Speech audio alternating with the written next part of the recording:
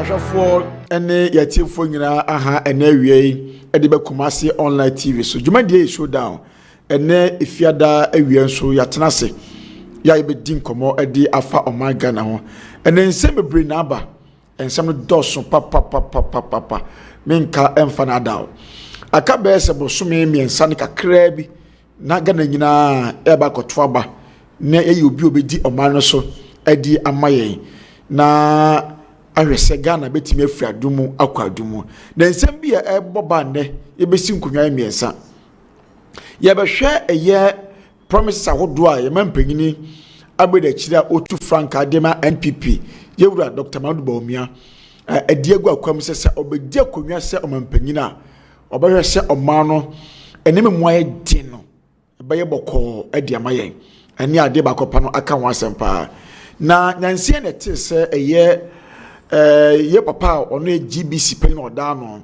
okopie mu wo parliament na committee ni friend no ense bia na ekoso nyina se all Africa Games ye course awo Ghana ha no sports minister yewura Mustafa Hamid ekire se atam sika $3 million na de ma papa ne se onye na omomfa emwa na Ghana dwumadi ayedi no obi anya bi nhwe mefa se production no na opanyi ko kire mu se entisa sika omde ma omoye $105,000 enye $3 million bia se de papa ne kan wansam asemi ye bedi ehonkomo na ohwa na je se 2014 ye call Brazil World Cup na ye papa sabe na visa free ankra ene na ye sports minister ye hunde ye course ye papa Mahama sabo na ye mampanyini that time no was a committee of inquiries ama ye nyina transi eba Ghana television so mo bia hwebi Elvis Kotan TV su nya dade a bepom ne ye timi antwe obi aso ye hu se sikadie koso yante se obi ye bone yante se asema ye tete ye yampa anase enyampa ebi na asasi eye NPP abresu ene asemi ye bedi ehonkomo pa enu achi ye behwe eye ye mampanyi dada Mahama ya osetu franka edi ama NDC amanyoku no ya hworo no so bosha ahodo no so degu akwam se obedi akonwa biema na obeboa ma oman no so atumi akonkan sansem na awie ye ba bedi ehonkomo se showdown Kumasi online TV, Tick TV, and a Friends of Ken TV. Munshano so. Wait me subscribe na fe or the comment abanwa share na obi bianso enyebi etie enyebi ahwe na atumi aboa pa odaroma. And the dwumadie eni mpanyimfo akese pa mienu enu abema ye Henry KD Boatin ono aye former youth organizer at the ma ye Odima NDC MPP rather our Joso constituency now or communication team member Edima MPP opanyini wa ha and all me ofia ebe juma de na bia koyi eda meyin and wachi yenua be my friend Kevin Dogwe ono nso 10 Ken West former secretary ono nso eba be kayensa enche bia de juma de na ama midi ene ofa danso enne Friday boja ye tinansa mo ho a ye ba be ka ho asempa enye asakuto akra wo fie ha etise Ghana de ekono no ye se oman GBC for say sika Mustafa Ekan sports minister kan entesa e say Henry wa de e be busa no asam say e de baka so e bia na BBC ye hwe na de be fu aba no ye gina di eho enkomo e be nti Henry wa de en sha se ne mo enkomo mo fa nche ye say community watch no yegusu a se sia no a reporter so mo call various constituency na komode report mine de ba ne se yi simpanyfo ne se e wo se e de enkrata se mi ba ansa na watimi amma komunkata mu na omanya sa data no na mo so de amaye ne etifo so anya bi atie anya bi ahwe ntegusu a management team no eye ho adwumanti ehwe se nyame pa next week Monday e kopini fiada so no ye be di eno so nkomo na atumi aboa pa na egusu exhibition center no egusu amanfo nso kwachaki omudin enti Ghana exhibition na ye beto aba behwe nkrata mu se odi wom anase odi nim odi no eye no ano no anase bia mfonso wom ebia memi bidin ofadanso yi ebia mekonna danso no akwa danso wa na mi picture anso na wo ho ano no basa na yisi etimi ye esesie ebi wo homa ne bo nti efe exhibition no edu ko hwe odi ewo nti mesere mo turn out no wo fom pa bebe sere mo se obi anko na onkohwe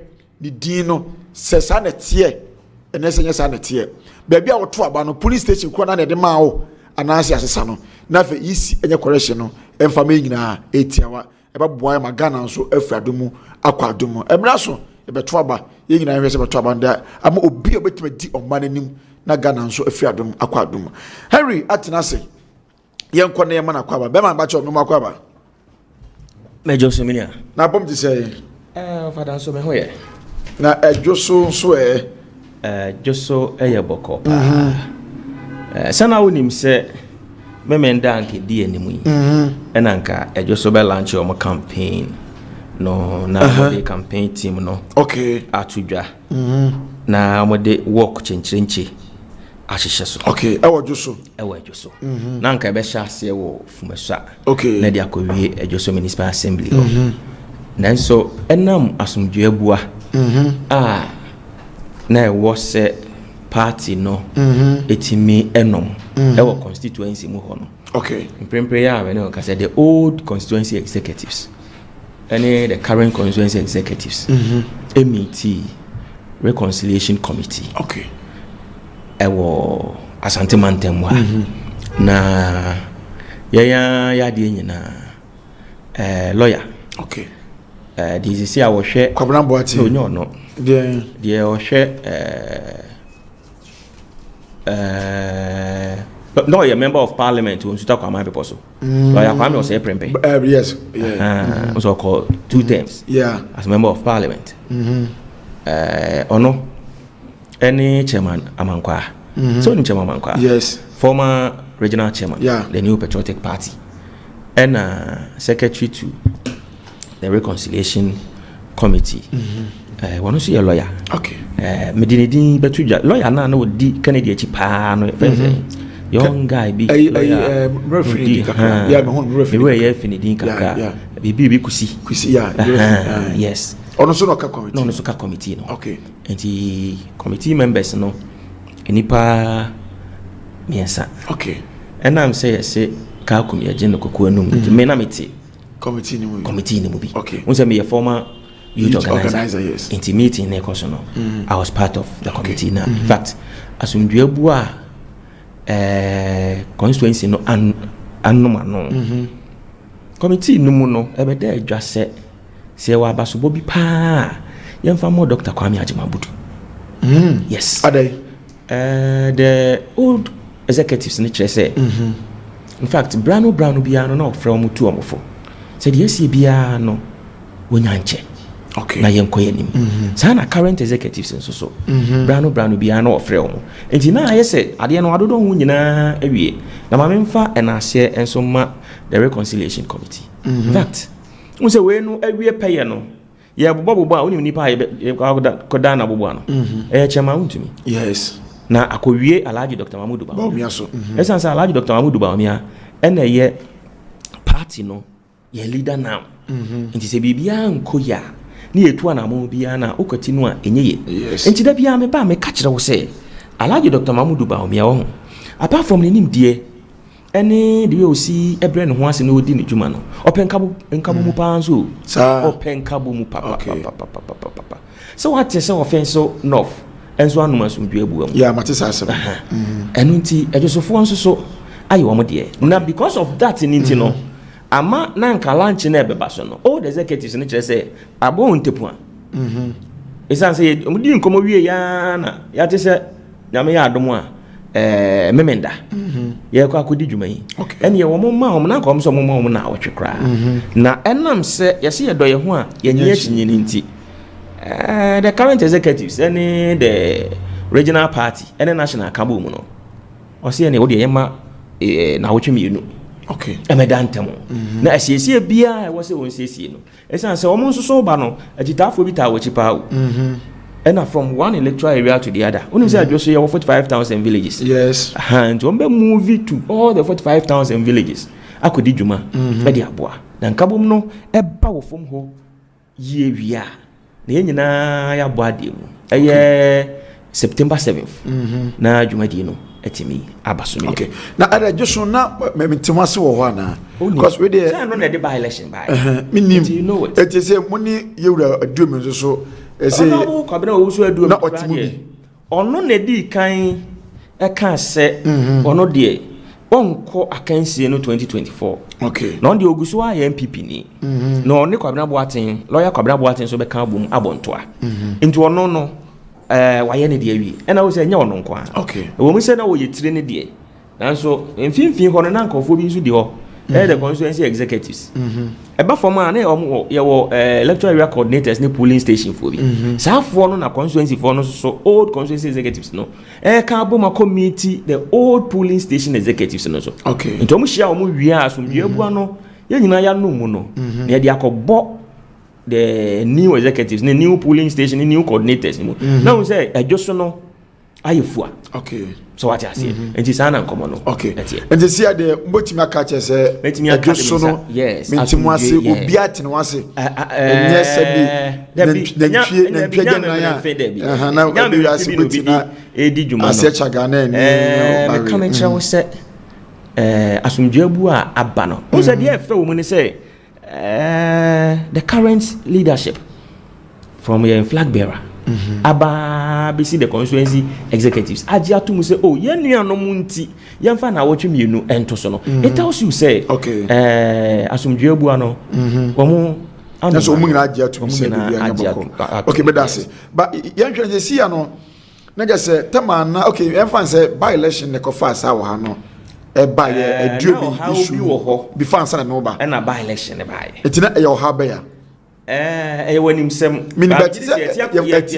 telephone na polling station executives elections a course so wadwoso a koba se ahomache anadwo de suomu na declaration bi course so a koba se ko we mu de omne person omo ye polling station executives na adadafo ne de yentimi mo omuntimi me ye polling omo anyina bi kura ne ato omo so aba enne de mentimi ho ase ba ya enina namua party no antimi anya na pomasi bre at the time honorable adu mi pie free mu say obepese nkobesa akomra hye bedwuma koboa nanso wo hwe the current album obi share dem ye current album ne dia wontimi nko primaries ni bi ene obekọ contekro okay nti no na ede bae mate beda se beba ho na I think say me hwe ibu wo UTV so we bia ba bonten a mepese Dennis ebebo na ya toa so na before then no ma me mfa konya we na menchia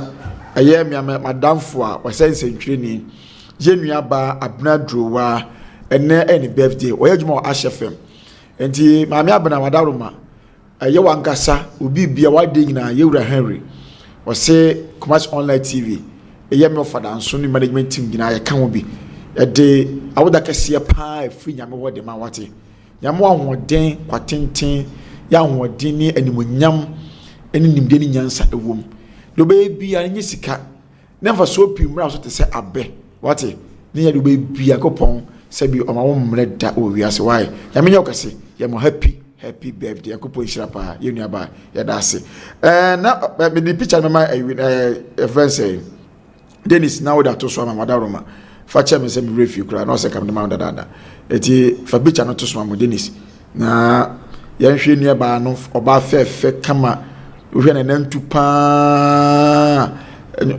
enye obi na beka acho efe pa na wodi ahya ama madaroma na me sandi video na ma na video no wodi ato eye am yahwe so vie na course no na me busan ri se bibise no ebomu hu anase eye normal ho ntino we nhyeda nya de be hu na wo mu ana bibi atisa na yahwade ma se si o se msene bi manra se Mahama se so ba obeye hook up for beja to buy ye komu no entisa amanfo bi na editizi Mahama nhyeda ara ogidi yana oh se na a free central for here a whole ban na nyame nwanwa oh no bia wa ye mampanyini o se betting enya de pa okay o ye mampanyini o se betting enya de pa na do dan kwa kufuado ebedi mampanyini no se o yemfa eto kakra ento so afa de ono o se nya de pa na bet de won so no o se me ba eto no kra me ye afiri ho no makoso atwa mo bet so such a person there oba na obeka kira o se hook up what the enyam be gugu akwa mu de aboa wo mo a you comment sa enti media anyam nwanwa o se asem bi wo nso a wo ho obi timi ka okay na beton frama mu a man ka ne ye kura ba nyame adoma ochina omo kwa Lancho Manifesto e Cape Coast okay you mention sisi and to say NDC for Daruma you see nyame adoma ochina manifesto NDC for si omo kwa Lancho in fact yatim man mu ide okay ade bia no e wo si esusu papa e ma yenua okay na akoye NDC no die me nim say asem on beka bia no there's no way so bitimi ediso yes ontimi nye nemom onni nasem so okay esan say me won niema be se du amampanyi dada John Mahama 2012 wode born to a Ghana fo nya ne mugidie to abama no obaye mampanyi no kwa akosi 2017 ofra akonya ne so no wantimi anye nsem a okeka ye no so what ya say enu nti ama me gidie pa mi benya wonimu say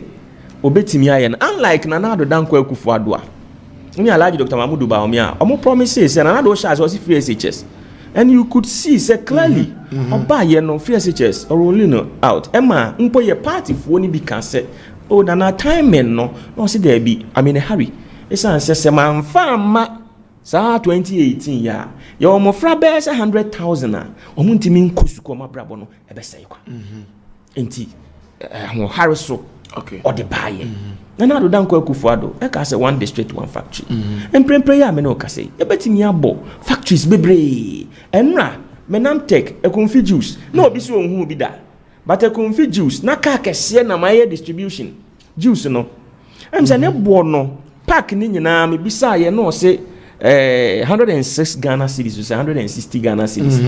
Okay.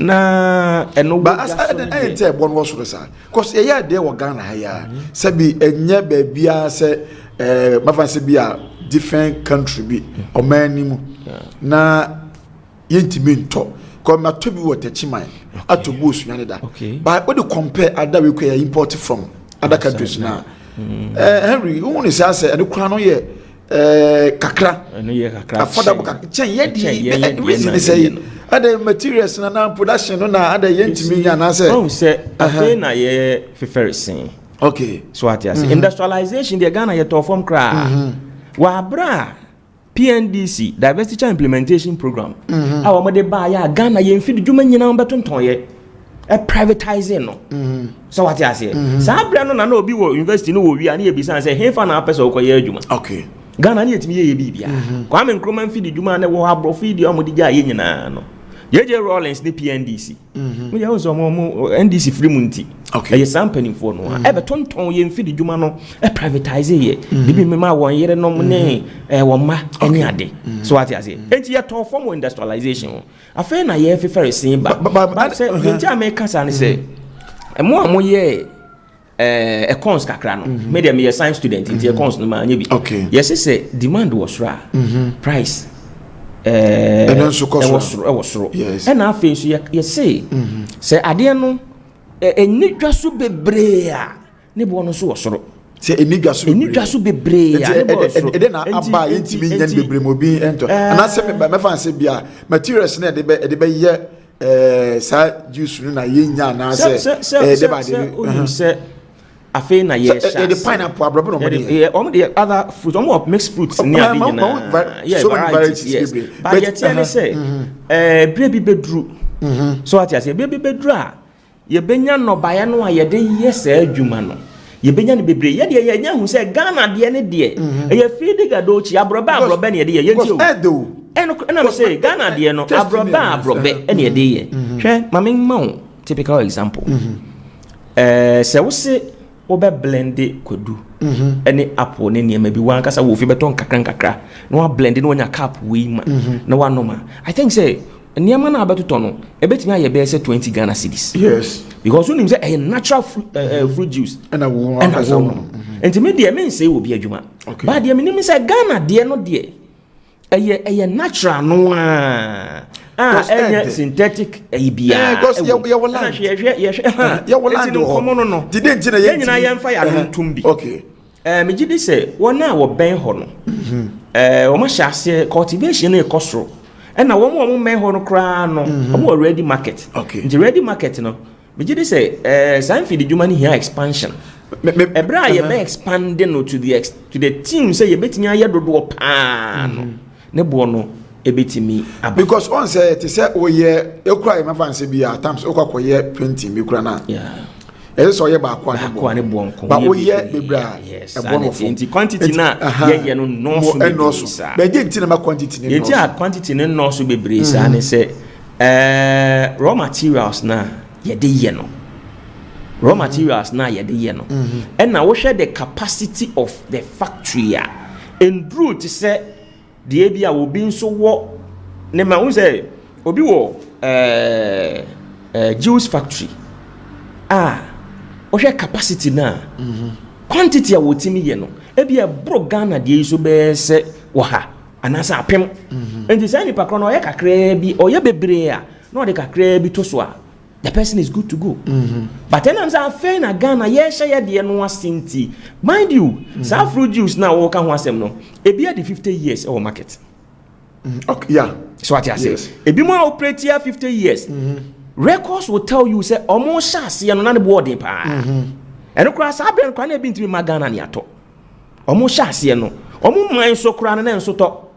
Yes. But enko for patronize ya omo bi o makwa mu.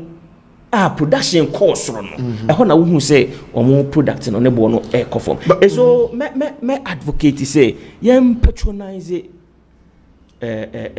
because you were agric minister or you were trade minister or and into me no en combine na omo hwe structure betimi dia ton because omo guso I was say timi be international omo guso say e international but na e kwai I say kuma skura hu bi and I make us a no many trade so no me time hu bi there was besa fini me call confanochi in fact yes ko for emergency ase o sa we bi e wo ho omotonton drinks ni ade no me konya bi to and the obeko sa fridge no na bi nko anegum e confuse juice no nko anegum say and me kai say hey I say ya yaresabia I say it assume say e bia omo da ha no any a doctor for no ene no enti se wo be kone no nko an egu fridge mu wo hode a ene na kire se bibi papa bi e wo confuse because on say wo hwa confuse juice na wa wo hwa onoma se eye abrobe na wo ti abrobe no na enye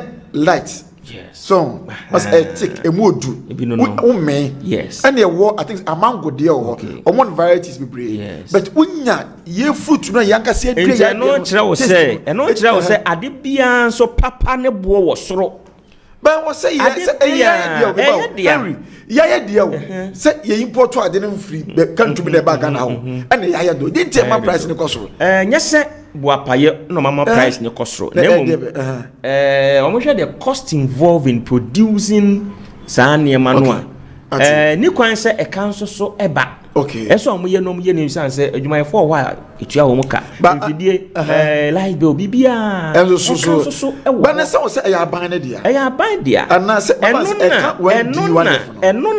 enuna obi ti ba bia wo se aba adwuma de enche begu so o ade ya ban de ade ye nyina ye de enche begu menua yema omuma ye the realistic price omode ma ye in order to sustain the industry ye ne se o ye de enti ye mpemfa so na ban no nsan enkope sika bi mfa nkohyem o ye production sika wodi bewram so wodi ye production e bia wonya na wo se aban afi bia aban sa akotwa sika di kohyem a emo ayen wo monton no se de etie na efata so what you say hwe enna me no ka say unim so ko Nigeria untimi emfa mo nko foreign rice untimi emfa mo untimi foreign rice enko Nigeria omo import foreign rice bi omo kan export omo ne ma omo ye eye say ya ene course so now omo develop the taste for local rice okay Ghana ye local rice no say when we say the tons are producing in a year no ekosro pa enko for the omo ahye me san say me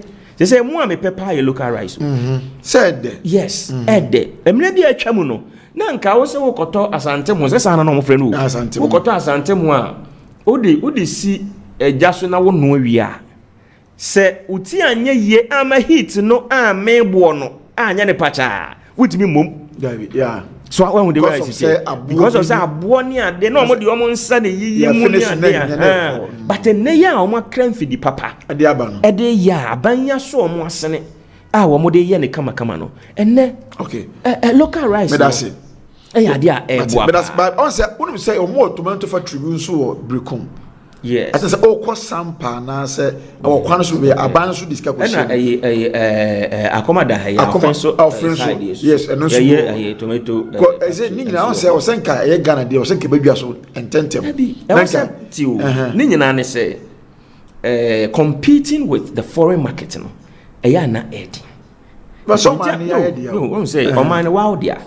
But ye hwe omo kokra saa niema no dia ba nyi nipa ba akopende kokra wo ba ananti ye no mon trust bia trade minister no mon trust na yen kan nya saa bere yen kan wasem okay wo say ye hu say ye product Nigeria na omo free one omo ban importation of rice o omo sha say even though no omo ye rice farm no omo e your market but yen kakra bere kodru say wanu nsuo so wadware no e no omo tun mu enti Ghana bere bi bedura ya nu nsuo be so yadware eso yadware wi a ne atum pununim se mo obi ankofa bi ma ye de ye no wa haya no ebetimi aboa ye mate be da se na exhibition no watima a monitor na se code short code no menim say 71171 code na say am message me check ya hwe ba we yakwa network ne ye slow yes so be janso sa nansia network na me say ye abdem me fu am use obi ho na akoda edge 4G no be ho na akoda edge ni ade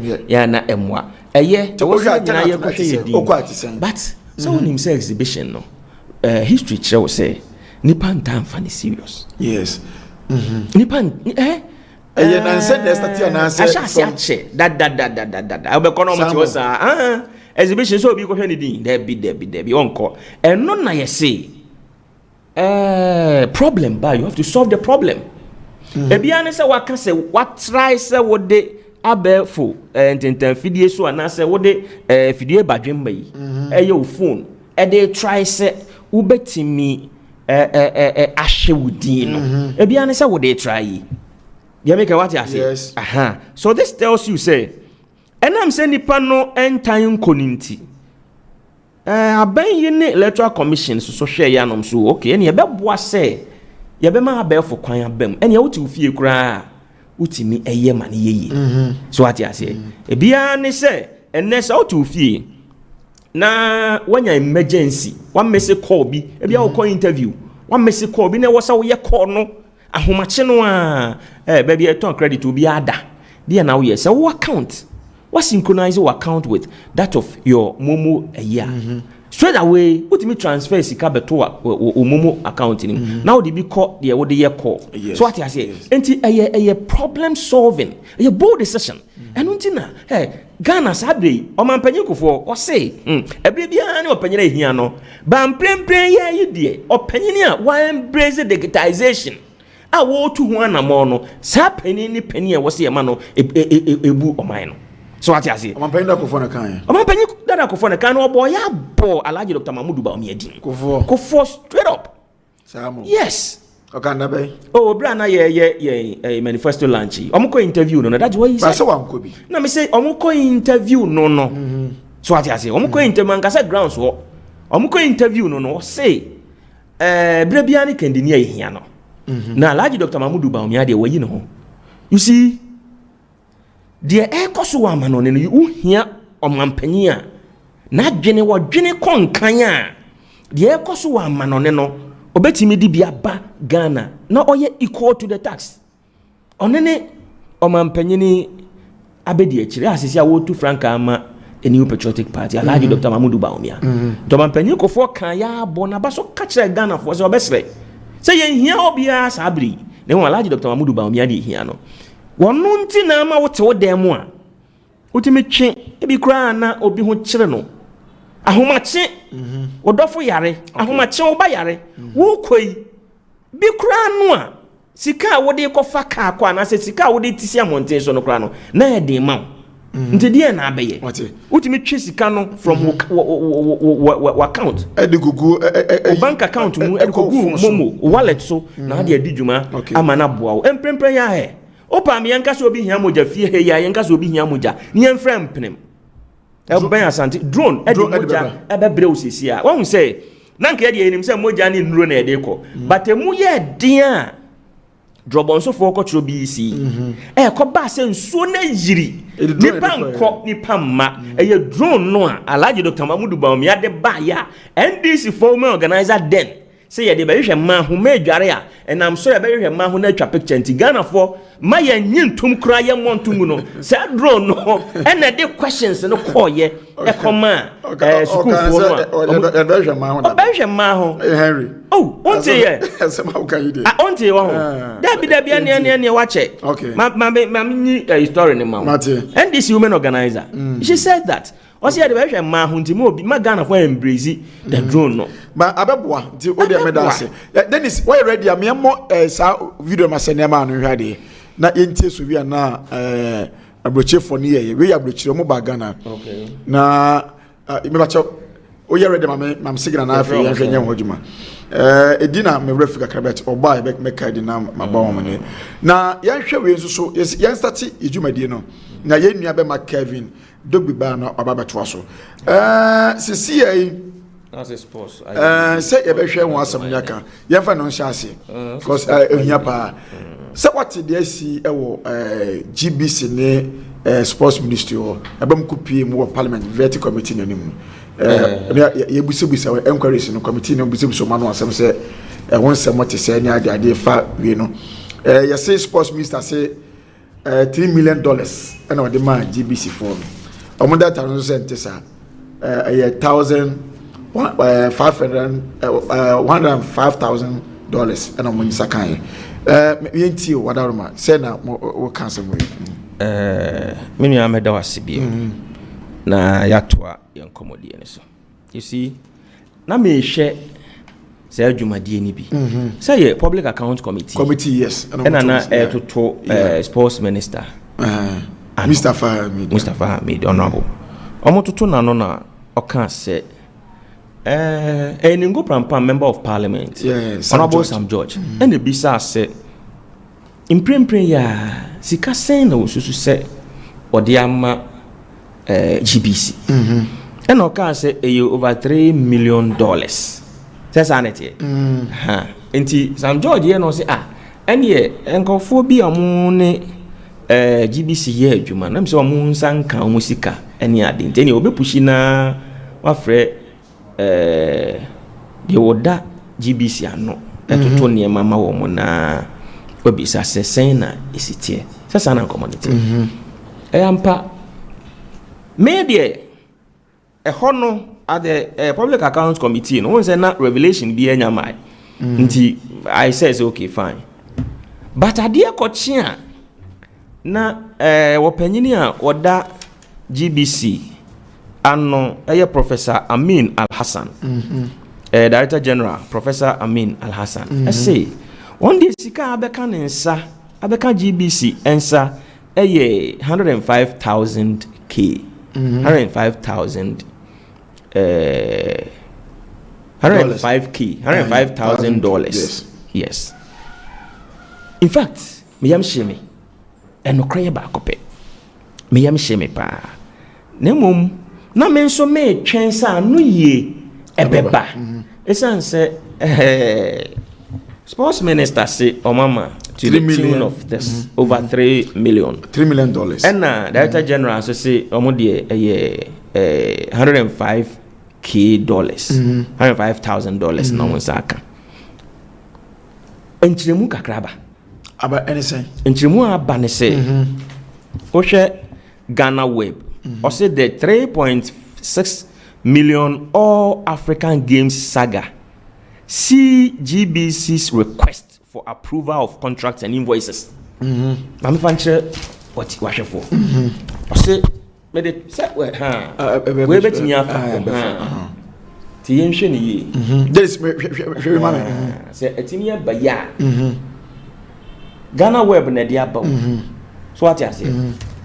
O say yenhwe GBC requester omo ye for approval of the contracts and invoices and e ka ho enyina enye MPP na e ka ho enye ministry na e ka ena enye GBC for na e ka sei ona e kasa eye Ghana Web ankasa mo ankasa central for ena mo se mo de moni akohu mo de moni adi akira na niam a mo hu nie yenkom kakra megiri se bebo atiefo san se Ghana sika de se one city kra fa won search ya kan se waso cha na won search e wo se wo fiba okay se one city mpo a e wo se wo de ba ye gina Ghana mra so ne ye o se more details are emerging on the amount tie o se through the Ministry of Youth and Sports. I say more details are emerging on the amount of money the government, through the Ministry of Youth and Sports, paid the state broadcaster GBC. And you may daddy. It was Sika Sports Ministry, GBC,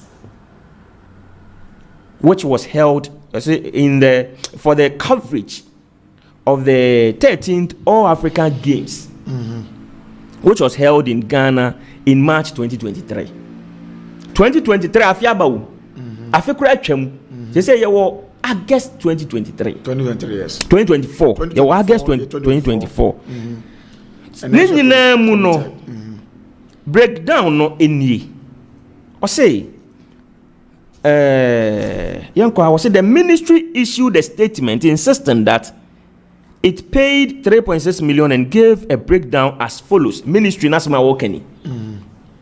I say from the total amount, 2.5 million was paid directly to GBC in two tranches. 2.5 million to GBC. 1 million and $1.5 million on March 13th. 1 million no. On March 13th, 2025. Okay. And 1.5 million no. On May 22nd, 2024.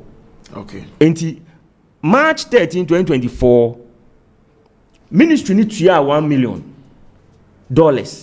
And on May 22nd, 2024, ministry no it $1.5 million. Another amount, and also $1 million was paid to third parties upon the instruction of GBC in accordance with the contract. Tio. Edi kaino. Ministry ne say omutuya 1.5. Omutuya $1 million GBC. Afia March eda etoso dumiensa. And almost sign tuya 1.5 million no 22nd May. So what you say? Na ka 1 million. 1 million no. Almost you mutuya no edema third parties. Nkofo bi a GBC no aka se muntua sika masa nkofo we mo.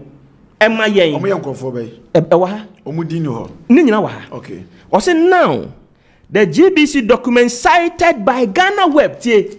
When the GBC document cited by the sports ministry document cited by Ghana Web. Ghana Web mun central for mo na mo kasa wo. We the party sem bi anim. And obi an ho bon mu bi anim. Okay. Ghana Web say wo mo ankasa abo controversy misuma ni mani. Wo de nani akohu krata bia. Say Director General of GBC, Prof. Amin Al-Hassan, payment to be made to 6 different companies. Say Director General, Country Sports Ministry say, Emma, these companies are maybe 6 different companies. 1. PSG. 2. Quality Media Production SL. 3. the production room, TPR.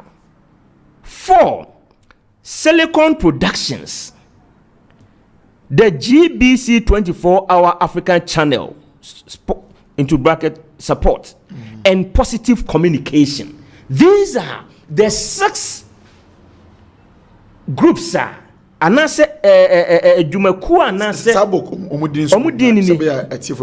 now a GBC document cited by Ghana Web, which was signed into the ordinance Director General GBC, Professor Al Hassan. Ghana Web, say Professor Al Hassan. Mr. Oyenye, I am common yen. So what I say. And to say a Jumakuono, dear Dikain, a yefra PSG. They are tossing me from Quality Media Production SL. They are tossing me inside the production room TPR. They are tossing me inside Silicon Productions. They are tossing the GBC 24-hour Africa channel, African Games channel, and positive communication. And I say a quo in Siano Din Enie. I said a document which is dated February 28, 2024. February 28, 2024. And a document, data, not a was a request from GBC to Ministry of Sports for the approval of contracts and invoices to the entities mentioned above. And Sports Ministry, it showed that PSG was to be paid 2,560,534 euros. To be paid. Was an invoice. So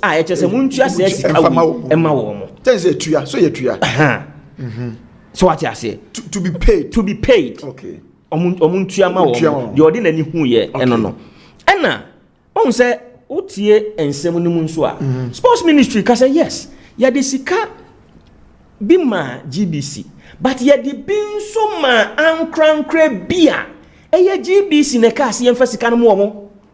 What would the way is also? And a Ghana Web the document chere say almost society document be chere say no cre GBC I can say Sports Ministry emphasize bi mankophobia. In the Sports Ministry can say otua sika bi mankophobia. Minia over. So I can say me emphasize ma Fesikama producer. But on am dia ma wo. So on him say on am dia ma wo. Yes. When I director me say me mfa dia ma producer nti on am dia ma wo. And I say 1 million was paid to Quality Media Production SL. 1 million there yetua am a Quality Media Production SL. And the production room was to be paid 500,000 euros. Silicon Production was also to receive $165,000. And then the GBC 24-hour African Games channel support was paid $105,000. I basically $105,000. No. Now, media on say okay, can somebody na bomwa.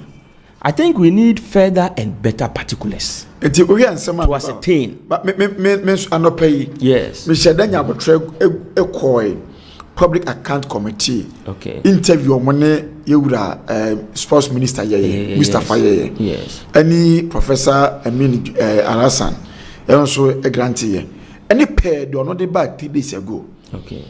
Or say anyone was say sports minister ne kasa asem. Na onu kutanka ta kire say sika the whole GBC ni nyina nsa kaye. Including one no ameba wo according to only take prime meeting ye no. Okay. Or say on say Samuel Busa ne say yesi bi mukura omu ntuo muka. Or say ho no dina sanya ne kure. Okay. Or say omatu obi aka including allowances. Okay. Say ebia channel manager ne ba site na wo ho a per day no yesi about 100 cedis. Okay. Eno nka osika idi tuo no e de ma per every day bia no But say omobade say wonu wo dia na say wo no ukoywa de foforo on kan bi according to Professor Mokayen. But my main can don't so what was say 3 days ago. Okay. Professor Amin Alhassan is the Director General of the Ghana Broadcasting Corporation. The Ghana Broadcasting Corporation (GBC) has refuted claims that it received 3 million from the Ministry of Youth and Sports as full payment for coverage of the 13th All African Games. The state broadcaster said the allegation is entirely false, describing the revelation as shocking. Okay.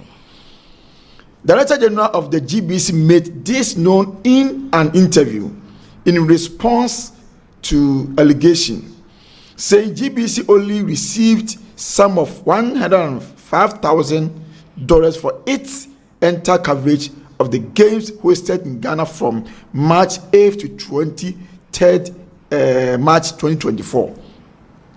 The allegation was made by the Sports Ministry at the Public Account Committee of the Parliament on Monday, August 19th.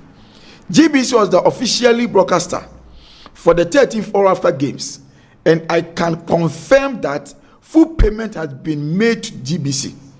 I can't remember the exact amount, but I know that it is in the excess of $3 million.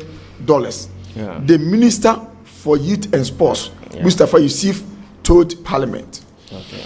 But Professor Amin Alhassan said nothing more than $105,000 was paid as a benefit to the GBC for dedicating its channel. Yeah. I think yesterday I was one of those who was shocked to learn that the Minister of Youth and Sports said that they had paid GBC in the excess of $3 million. And I want to assure every Ghanaian and the public that the GBC's total benefit from the African Games was $105,000 as dollars equivalent. Nothing more was paid as benefit to GBC, and that payment was a support for the fact that we dedicated an entire channel 24 hours. We suspended normal programming for the GTV Sports Plus and dedicated it to the All Africa Games, and for our role as the official broadcaster. That is what the GBC was paid, and not an excess of $3 million, he responded. Prof. Alhassan further explained that the amount was used to offset the corporation opportunity cost. Lastly, when you suspend a channel's normal programming, there's an opportunity cost. So it's used to offset the cost of the channel not doing regular programming. So there is a loss of businesses. So it's important to point out when you take an entire channel 24 hours for 2 weeks, it's come at a cost. And that was what the money was for. So it was for our revenue, $105,000 and not excess of $3 million. And why also at the buyer? Yes, 2 days ago. And I make a choice. So shad, yeah, asama Ghana Web Eka. Show document omoka ho asem ni and you will see the was signing. Document in any way you. My document. Aha, but you see, no, that again also say, enti no, saka, and I wish Ghana Web was stating clearly say, Sika, a call GBC 24, GBC 24, ho $105,000. They said yeah, a Director General, but you see, oh say Osha Sports Ministry. Adi omode ba mountain so omo say enko fo omo be bede say omo be games no no omo do so ebi mu kra to the tune of 6 million and omo ka so ombeje but omo hwe say yes yem patronizing made in Ghana goods na wo say made in Ghana na say Ghana nwuma so kosoro no na GBC be ka say they can use 3.6 million to do the same thing no the contract no ma GBC. Okay, that is it. The contract no ma GBC no quote 3.6. And any abrebe on the contract man because 1 month to the All African Games because GBC Director General Ekan say 1 month. Was 1 month to the games no. Ena omonsa can contract and then they saw say infidie ni ade me tie na po say yes. I think say before so they we ni come awo mo. Ebeka 2 weeks. Okay. Ena omono mo tena so table ho. Yeah. Esi nkonwa. Yeah. E finalize bibia. Yeah. Ya odi invoice ni bibia ne send the production me say akoni bibia de ma wo. And ha me no me no can say pepe o. But me no can the same thing. No, but me yes, me gidi. But me doubt ni we na if I Ghana for the aban. No. On say you wo me ba. Me nyina we say no so me media man. Ana ye media no I quite a competition and you know okay. At times no me bo wa information bia ya de bebe na ya Chris. And they say GBC so say media. I know. But GBC no yenhwe oma enyi GBC but yenhwe so man no. Yeah. 2014 the same thing happened in Brazil. Yeah. And the tip committee of inquiries. Yes. Amma sika omu di ye ne ti omu no mo ye ne. Obeta TV so sa akra ne maami akwa ofumaja na ya mfana nya obia. Amma ne humu ngina so anko se hwe. The same thing. And that's the boba. So you said the same thing now. Me dey me no me no. Yemboro Dr. Bawumia West. You and I were not there. Okay. Yemi no ni now akoye we aka we nso aka. Me dey make nyana ne say. So we share document we are. It is signed by Professor Amin Al-Hassan. And Ghana Web publishing. So to refute this, say nye no kremfina. Meba wo dey ti. Say emfi o makache no.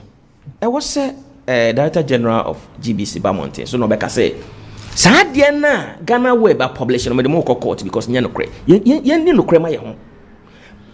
Especially signature no. Wo ho no say ofo say nya ne signature. Na nkofo bi na akɔhye kuntuna se akɔsan bibi wo ho dia. Ene onfa Ghana Web nkokot. It's as a document we are making Ghana Web one fan nkɔhye ba bia. We publish it. It is online. A public document. And wo signature be hye krata bi ase. Now for say one sign bibi dia. Then I think say you have to take some media, you have to take them on. Say why ntimi anya? Then I just say and some no data Ghana Web at the buy yeah 1 2 but you would date on the buy because today sounds very responding to it young fan company has they're all printing no and capture date no but I think say much say omo ensa kan kratawi na data to them Professor Amin Al-Hassan Troye February 28 2024 sa we document we any February 28 2024 okay and almost say Professor Troye so what I say Otroma sports ministry say omundi sa adwuma we ema omo yen come director they no say following the appointment of GBC as the official broadcaster yes on say make us a sports minister can say GBC can na work from 3.6 million as compared to 6 million others charge into of say on the low side afei so GBC say adwuma ni GBC betimi aye nti Ghana betimi aye ade enti na won say ye de come obi foforo enti omo de adwuma no share GBC ensa okay omo de adwuma ni share GBC ensa no enkofo GBC say bra memetie Director General say ebra mo nsa kan omunya contract no no ma hu say emfidie bi ebeboa omo ne akade bi omo betimi de dwuma ebeboa omo no na omo ni enti omo so contracting enkofo ti o enti GBC no nko na de dwuma no ono so contracting enkofo but so that there ma me accept me na was the enti GBC na contracting enkofo. You see, GBC contracting for say we mo be kan ye ho no matimi aye adwuma no said ye se na efata. And na GBC e de krata Commerce Sports Ministry February 28 2024 say I say following the appointment of GBC as the official broadcaster of the 13th All African Games 2024, it should be 2023. I hereby submit contracts and invoices that GBC has to commit and sign up for the delivery of specialized broadcasting services. So what I say, GBC so the command sports ministry say, "Sir, enkofu we mu ne enkofu a yenso ye fa wo mo no matimi abeka yadwuma ho ne ayama na yeye." I say the list of services provided and the corresponding contract sums are as follows. Nkofo ye fa wo mo ne sika wo mo so ka so mo beje yen enie PSG Quality Media Productions SL, the production room TPR, Silicon Productions, GBC 24-hour African Games channel, and then Positive Communication. Any sikat the mebobo ye no eno na hye obia no see GBC requires the approval of the ministry in order to commit. It is the expectation of GBC that the Ministry of the Youth and Sports will provide the funds to pay for these invoices. It is that invoices here they are pay. A ministry na said yes say omo ebetua. And a ministry no. And your ministry no kwa na account. Ghana Web na say was cited document say GBC NSA Sports Ministry ntua says ika we nom ema ekuo we mo. I hope you are getting the conversation well.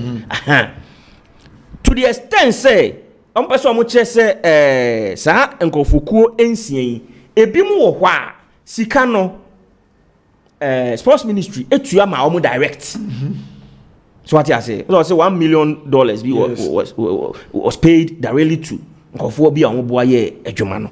Enti that document we dia Ghana Broadcasting Corporation ebetimi ye gina so edi omo dwuma.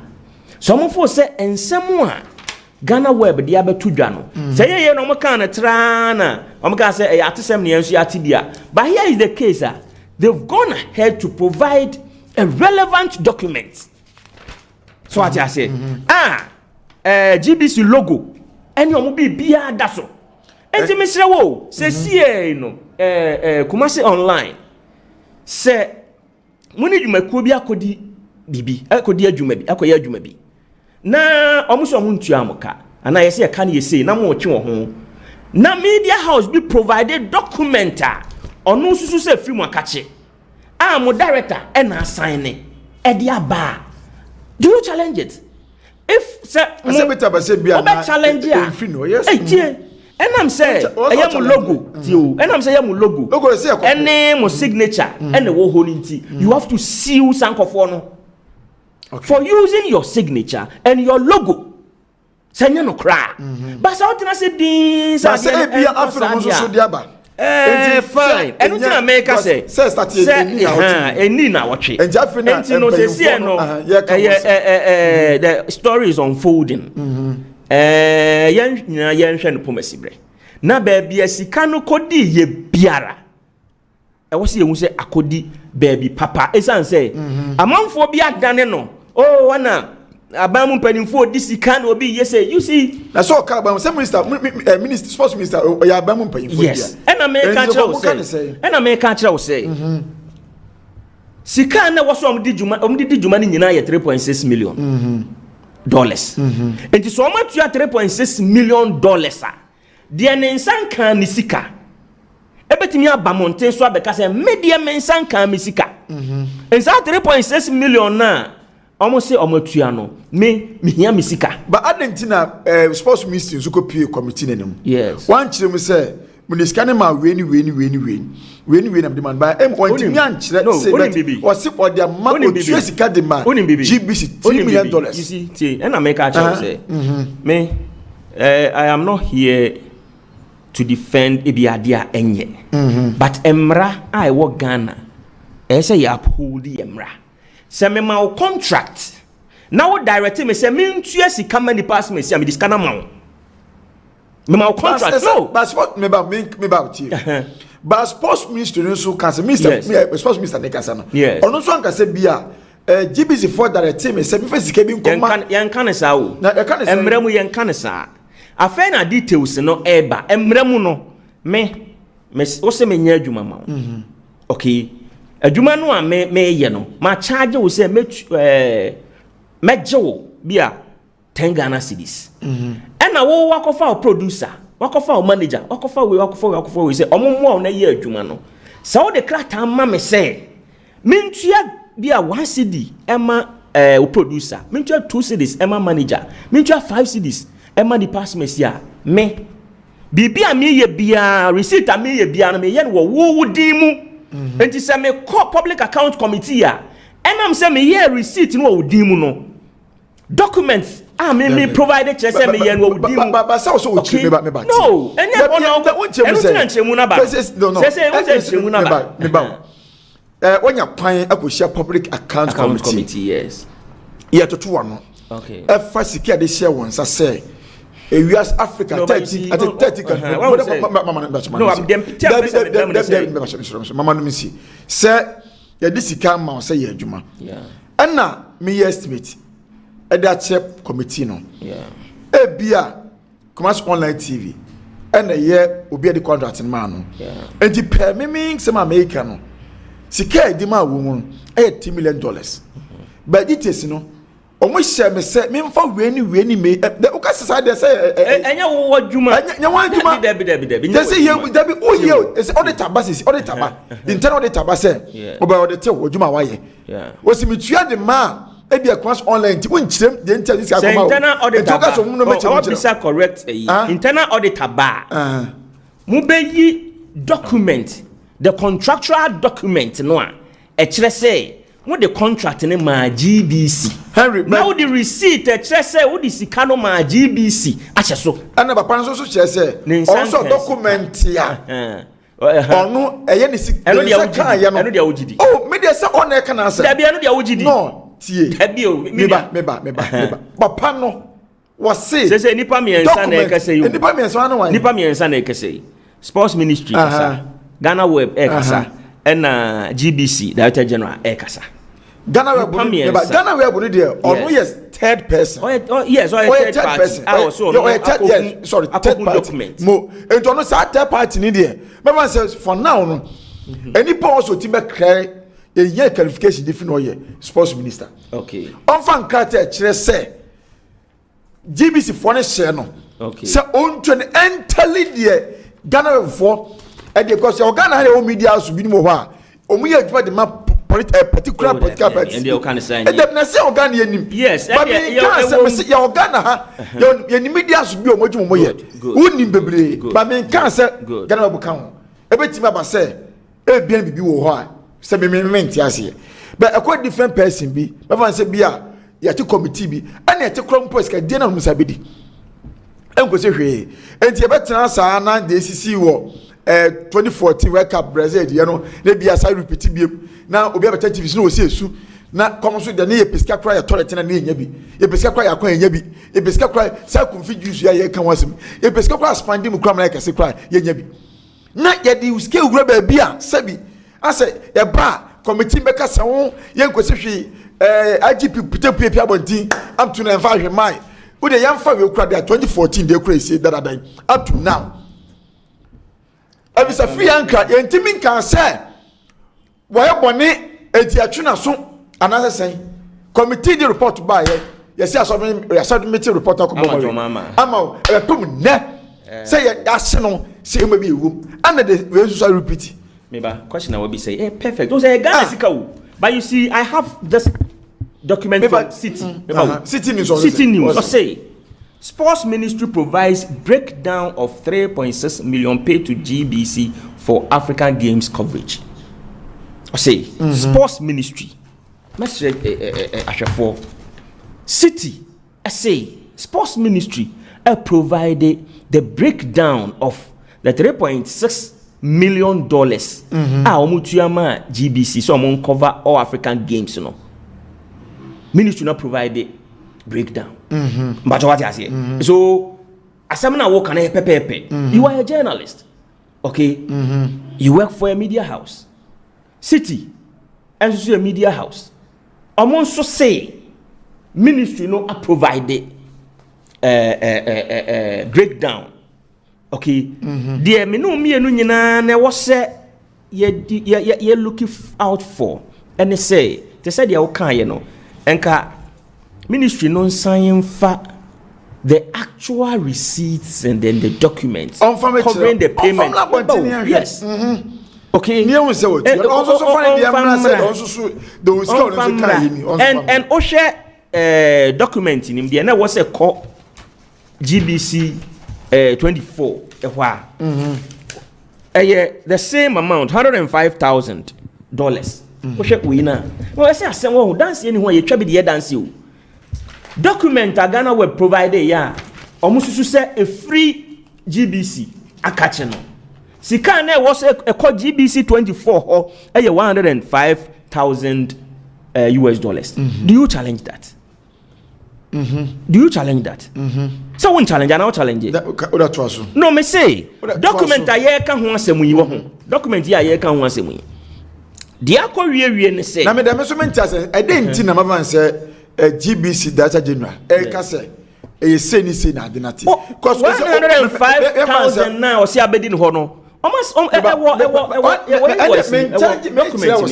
enti yeah say metua de ama say be woni ni je anase bia ebia miscommunication no I say sika GBC ankasansa kan ye adwumakuo nim anase onti the no the communication no say papa no on intro Director General GBC Professor Amin Al-Hassan on intro or say sika GBC in sakan ye $105,000 and a what document Ghana Web providing says sika was a GBC 24 $105,000. Now what did this 105,000 nedia? According to GBC 24 ho, aden na wonni ni sika kodru PSG ho. Aden na sika Quality Media Production SL and Saka die. Also and the nya no kre. To please see joy online I was say presidential aspirant fast RTI. Okay. Right information be request to GBC boss Sports Ministry for info on Africa Games. Good. Sabe a best simple. Presidential aspirant be. Me from me details. Okay. Samuel appear dankwa. Okay. And he was 17 or 19 na afile. I someone for so. Some person be the someone appear dankwa. I think say say yes. Someone appear dankwa has filed a right to information being RTI request to the Youth and Sports Minister and Director General of the State Broadcaster. Perfect. Ghana Broadcasting Corporation GBC to provide information related to the payment for the Africa Games hosted by Ghana. Perfect. This comes after headline no yes and he just yes and he say maybe tena fidie so na me catch us say fighting against corruption ya ban yi ya ban a we determined so be to corruption asia until na nado dan kwakufu ado e ba ye mampanyin no sanse we ka wonti mi ntro nko say waka bibi wan say na me catch one can say bi o say so mo fa bibi ama that be misro you dan kwa no open di be no so me say until say na nado dan kwakufu ado be mampanyin na Alhaji Dr. Mahamudu Bawumia be ye mampanyin abedi akire no na ye ne mre bia kire say public officer bi di ne dwuma wo betimi atro akoma no say ne dwuma di a wo die no emu nkrata sem ne bi bia won fa ntodwa me kire the right to information bill na say ye act no so what I say enu ntina me can so say emra wei ma Ghana fo de wo obia kache adwuma oye enti sana na do timi ma ye de mra wei aba then it tells you, say, he is determined to fight corruption. So what I say, if any, and I brother party and so. Oh, I saw my. That's all. And I brother party. Say, so because say, they fan custom or the they were trot to buy to. They were trot to Abnada pa. Why not trot to Abnada pa? Now say, I find a special prosecutor and so request for and Krata Bia. I'm question and Kratemu. And if you account from I say, buy a cracker, say, oh,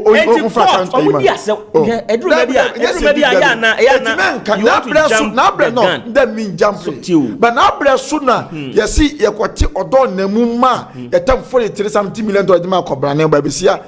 You have a permanent one year, Najman away. And then so, and answer for Ghana, Henry. Ghana had been why be damn. No, and yes, so I was job from with defendant Tiana, Kato Kreku. A year, Bibiana, a median with chair, a woman defending, a woman should defend it. And a parliament also dissolve parliament. Won't to me, Won't to me, TV. Only a radio station. Oko Enkayan, radio go to one, then this is for there. Okay. Won't to one be Penidia. Yes. Oko the Chimaya. A friend say, when I say from one day, and yet, NDC for there. So, you say, Santamanta, radio TV, bro. Yes, me change so much now, but in the TV. Oh, quite the Chimaya, a friend say, station, deputy finance, I think some finance minister and so on. Onaboy, oh, the Duke Ranam Refi, a German's a course. Omi radio station, only finance. The only me fan chemi. So radio station. Me ba. Nyabude tie me. Oko sunania. But before we are, you are Labour minister. Yeah. I was a myself from home. No, a friend say sunania so. Sunania from so this for there. Na day. Enti me cha was say. And never been more wa. Oka bibi sense and for it to. You would there defend the pet and he said there be. E mean you can me spend ka buy you. Oh, the Mustafa can we na ho. The papa ke mu na ho. And they offer yin they see what a friend say Brazil the BC bim. Me who say be say. But who justify the document about? Oh chere. Me justify bibia. Me the document about. Chere say. Mo answer for na mo se mo ko chinchina copy document. This is not coming from the sports ministry. Sa document to free sports ministry on sports ministry never. So what I say. And my can't so. Actually, ya shafo na yetie for say. Say obi be fa Ghana sika 1 cedi kra wo kwati kwan so de. Adabraka. Eni kwaze sa de ni si. Enti document ya abey. Me kra nka menya enka Director General of Ghana Broadcasting Corporation. Enka won siu Ghana Web. Say document we free me ho.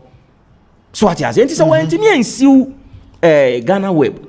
Na the okeka nyina no kire say Ghana Broadcasting Corporation through the Director General ka say omomfa sika ne bi ma ekuo we fa bi ma ekuo we dia ene yen pre enhwehwe said yo obi atro a request say document be related to sa all African games no emra ne yempense mu ni sikasem ne bibia no omofa document receipt invoices bibia metodwa no I think that is the right way to go.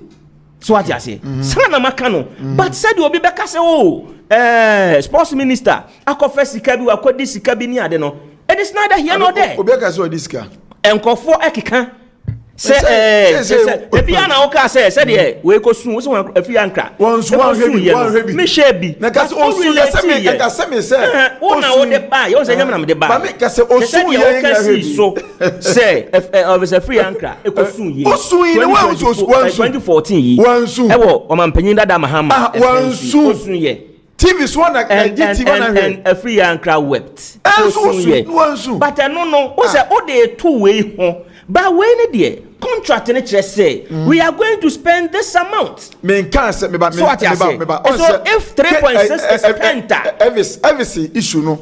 Aye more a than we kakra. Okay. But me just say any kwase bi say CBM. And a bin say me haro. Na nye bi bay. That be. And so mama me say na mami. Kube. And the place kebu prem ko Brazil ko tua. Until say. Eti mayen until say. Ye benya ne puma si bre. 3.6 if the ministry pays 3.6 I want to mra okay a contract at GBC forecast say enu na betimi ama omode a games no. Kevin Dogbe waban yan kono na Kevin Makwaba mejoso abom ti say betu apeja akosoro ha bibia boko wache kafra anya wa abochi oso wa anti kafra wate na osanka abochi na baba bibi nti abochi nya no se yenua be ma Kevin Dogbe emra be sinanan woye former secretary de ma 10 okay university obesina na ya hweti 10 fo ni so mugu hopa na se mo de na gu na se o test confirm no ewo hopa na se mo mu kokko mo mu ntoba ni anso so mo test ko ne gu se so mo ko mo ntoba da bia ya hwe mo mo tubi se be ko yi mo the entire test con no ya ante se metoaba mo te se me de ya te say it's a wing of NPP. Now, explaining the policies and programs of the party from grassroots. The core mandate of TESCON, and they say explaining the policies and programs of the party. One say, so maybe Abranti or KNUST. Ninia one also what TESCON. Maybe on also KNUST. They said the Alhaji Dr. Mahamudu Bawumia at the Atudre. And yet, if you will be an ability, you can carry us here. So, when the intellectual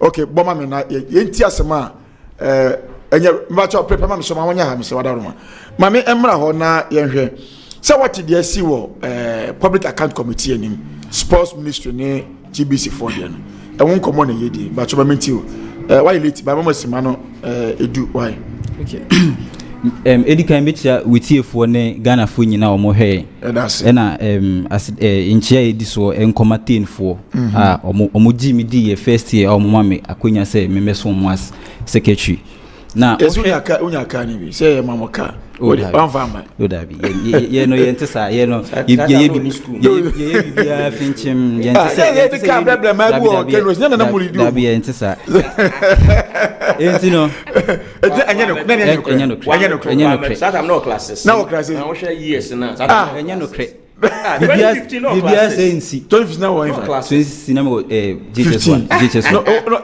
no 15 mo classics no classes na the minimum and sata and sata wo ko record bia say so for secretary because deputy secretary it one document bia say e be check kama ma currency for my bi wo wa e say ma mo fe 2020 bia say ma wo ni ma mo ade awunya bi bia sensi like bia eti o me sare ensi ti ma mo ka se bi na so o see o see o mo say sensi ti say eti o pa je se ensi bibia sensi ba mate okay e da document kwa na ya hye no say eti na medical store kro mo ko hye na ye hu de fie ya ma mi ti opagini simadu enti no yete o man we mu na MPP for e ba be ka che say ba corruption and I say dream ne katashise dia omo nka ho bi na last week na ye call parliament na public accounts committee assembly by say Ministry of Finance Ministry of Sports so mo release $3.6 million for all African games na ohwe just then your friend is Professor Amin our GBC general director and so e be release communique and so kind of bulletin bi no say so no ko committee on so committee into no see bibia say in si come really ensa kan $105 million $105,000 into no the other amount in excess of 2.4 million and according to Ninchire Muno say some of the money they hired third parties into third parties we need answers on them who one is behind the third parties. Almost said they hired third parties. They hired the okay. Yes, they hired what can I say? Professor Amin. Okay. So say they hired third parties. If you hired third parties, what we want to understand is was it the Ministry of Health that hired the third parties? And I say GBC and they hire third parties for the broadcast of all African games, you know. Into the GBC say what they were meant to receive was $105,000 and that is exactly what they received. Okay. Into the excess, you know, they should come and account to us. Say, okay, this one went to this third party, this one went to this third party, and this one went to this third party. And once again, the MPP has set the ball rolling, and they've made it look like NDC party. A friend is a katashise ewum. Me can see asem so. Your friend is saying just minority leader Kisilato Force, and they prosecuted him for saying, quote unquote, say he caused a financial loss of 2.3 million euros. Now just it is almost close to that amount. And so if MPP is a serious government and they want to fight corruption, then this is a place where they should set precedents. Okay. Heads must rule, questions must be answered. So if they want us to take them serious, that yes, Nanado says Amatinamidu says Nanado is the mother serpent of corruption. If he wants to take that tag away from himself, then I think this is a case study. In fact, he's really committed to fighting it. So we are looking to him. Yeah, trying to say, a case we sa 3.6 million saga we ska we enyiska ketwa. Until we are expecting that he should really do something about it. Only be being found. Yes, and Professor Amin, so I think there are questions he should answer, including my friends and Jamaluddin, also assistant of sports ministry. And also, to me answer questions as to whether which third parties the monies went into, and they should give us enough evidence that yes, we actually transferred this money to GBC. I had 3.6 million or can we transferred it to the account of GBC, and that GBC so the country say okay, yes, we received $3.6 million now. So yeah, $105,000. That is what we want. They should be fair to us. They should be accountable to us. Right now we can't make any conclusions and we can't draw conclusions, but you can tell us, okay, yes, truly they sent 3.6 million to us, but out of that 3.6 million, yeah, they are 105,000. But this further amount, we hired the third parties, and so we distributed this other amounts to them, and that is what we are asking for. And anything short of this, we would say MPP has failed the country in terms of the corruption fight. Said they are coming to fight it. They created some positions, some portfolios like special prosecutor, auditor general, or useless. Yes, and so if they are really committed to fighting corruption, this should be a case study to them to prove that they are really committed to the fight of corruption in the country. Okay. And they say, Matthias here, not just say, okay, also, baby, you say, hide third party to involve say a bit me at the cast the program and I say be the event and when to me institute say be send a bobo companies be dino and they say say a bit me say a beer na document kuta no na valid it a bit me aba but me for na dey minti me can say be say yeah 30 seconds that be o time so that o chen there we are all in the process of learning. So okay. I have a document here from Ghana Web. Was this a year? No, you see. These are the list. Third party, Yes, 6 different companies or 6 different entities. The first third party is PSG. So what I say, amount that I say a PSG ho 2 million. 56,000 and 2 million. 2 million, yes. It's around 2 million euros. Okay. That's what I say. And then the quality media production SL. Yeah, PSG. Then we have quality media production SL. Almost $1 million. And then the production from TPR, which is 57,030 euros. So what I say, the amount GBC in Sakanya, which is GBC 24 African Games channel, and also $105,000. So who is releasing this document? This document is released by Ghana Web, and it is signed by the Director General of National Director General of GBC. So what I say, dated February 28, 2024. February 28, 2024. Directing the Sports Ministry to do these. Can I? So you can go. And to bet my na yamrana besanka making kind a team for kakra. Okay. So let me just pass this comment. I listened to the Director General. No, I listened to the Minister of Sports. Yes. And so if this is what he's saying, this is not from the Ministry. If this is what we this one for a media entity. Yes. Ghana Web. Yes. Intercepted from GBC. Yes. Ghana if Web. This is anything to go by, then I think the minister miscommunicated. Okay. First of all, he says we gave 3.6 million. The question that he was asked was how much did you give to GBC? So for covering. Yes. And so these monies were not given to no, GBC. If I may come in, you see this letter emanated from GBC. Yes. Directing the ministry to do this. Yes. So if you direct me to pay somebody, it means I've given the money to you. You didn't give it to me. I gave it to you. You didn't give it to me. You distributed the money, but you didn't give it to me. You directed me to do so. Yes. So that is what I mean by there was miscommunication. If I have any receipt, so there's you should bear your name. So it should be there's a miscommunication from the ministry. That is it. So you can say I gave them one. DS was 105, but they directed me to make other payments to others. Okay, that's also another way of. But if you tell me it. they received that alone, the contract, then it means there's something wrong. The contract, Ghana Broadcasting Corporation entered the contract with the Sports Ministry, right?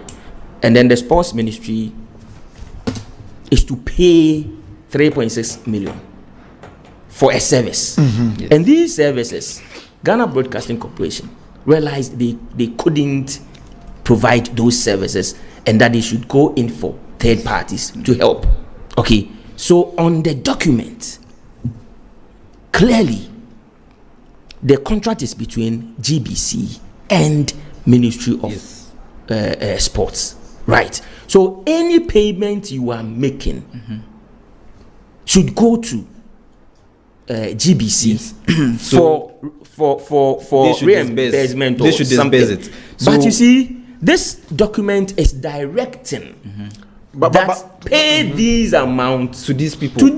Not necessarily to me. Oh, you have given your consent. So yes. So what I say? Yes. So but it is not for me. When I say memfama or more, the name of and it's a mutual receipt on behalf.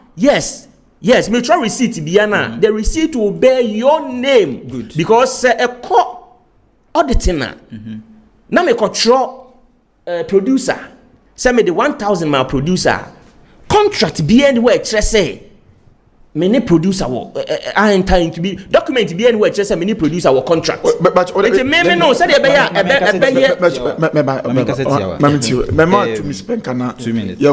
if from what you are saying, yes, you are saying that GBC directed that this money should be given to this particular people. Yes. I wouldn't sit here and say it is a lie or it is true. These are documents and documents don't then lie. It bears so there's a signature. The professor. But I disagree that that is what GBC received. If I tell you, give these people this amount of money, it doesn't necessarily mean you transfer the total amount to me for me to what? Disburse. Or if the sports ministry says you see the intention is to transfer the money to you and then you so gave the sports me ministry should come you gave me the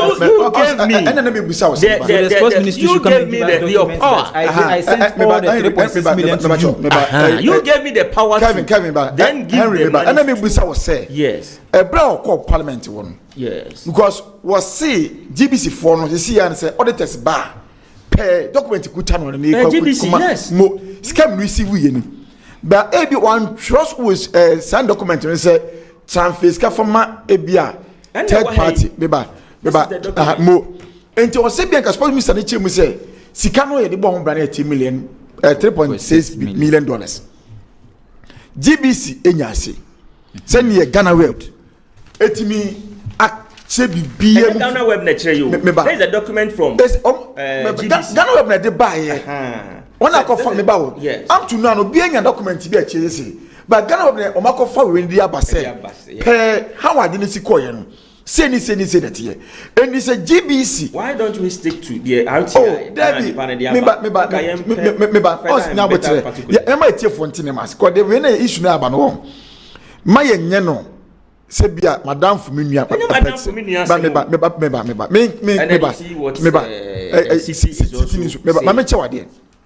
Mamma say, a bank of Mustafa I meet a public account committee anymore.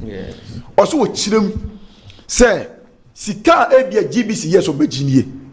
3.6 billion euros, million dollars. Yes. GBC, as you say, and no ma ebia party say. To say another form of communication. Yes, more. And I mean, no can I want him as no. He was there. Yeah, or present how I didn't fast so quiet. I will be and I'm a Sunday quiet. But you see, so until no. Who say, oh, cost being Stats. Okay. You know, say, my economy, my accounting, and I'm in law. But if I give you the power of attorney, right? Say me, that is my consent. And to be piano, I may say yeah in my name, no. Mimi Dimon, I may see you. So if you are writing anything, you have to use my name. Because I gave you the power of attorney. How so what can I say? So GBC, having written to sports ministry, said do these on our behalf. Yen yama yen. And saying a yen no dia. Said the bear auditors bar. Sikani yena no na yes saying. Na 3.6. 3.6 no. Oko trusted 3.6 went to GBC. GBC so now on the entire contract no. Contract no so 3.6. What I say? And you know why someone enter into the contract? I had 3.6. No, what I say? The next topic is your cost na did in because they say yan twan you appear down pass the amount na 3.6 million no and no ni sika boten a ekoba say GBC troba yes say no ne betimi adi dwuma no and you say sports ministry etua 3.6 a omunya mfomso bia ya dan say me mra ho very say Kevin na yenhwe ye second way say Bawumia ahyebo say oba Ghana ahoche wo mu no bibia be bokọ cost of living be memrem obi amre biem simanum odaroma mamitio. Okay. On say kwate kraso be ma atade ahya ye tie ni din yete oman we mu na MPP for branded she Bawumia say oy economic messiah oy obi a ye friend say e ba economics a ne say so emma e wo Ghana hada at a time and I appointed as even running mate not only Cadbury member of what MPP, but they believe said due to his what intelligence in the economic sector, he was the man to turn what the things of Ghana around to the extent that the wife said Niknu economic what Messiah and economic wasted. Now say can't say we will be a wastader. Oko nyum to muni say pe wastader no or you be a wakwade nyum to internet say Niknu or you be a eba economics are onimude. Now fast forward after they won the 2016 elections, you could realize after all the lectures he gave, the economic lectures he gave, and all the comic statements he made, let me, if you permit me, comic statements he made. Okay. So all the statements he made pertaining the economic situation.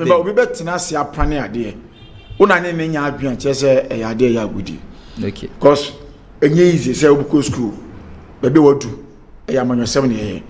By such ways be a terrorist, no. Anemwa. So what does it? Because one, before so bakabe o plan o dwene ho.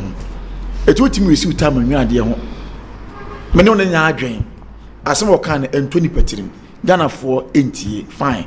But say comment statement ni de too ash.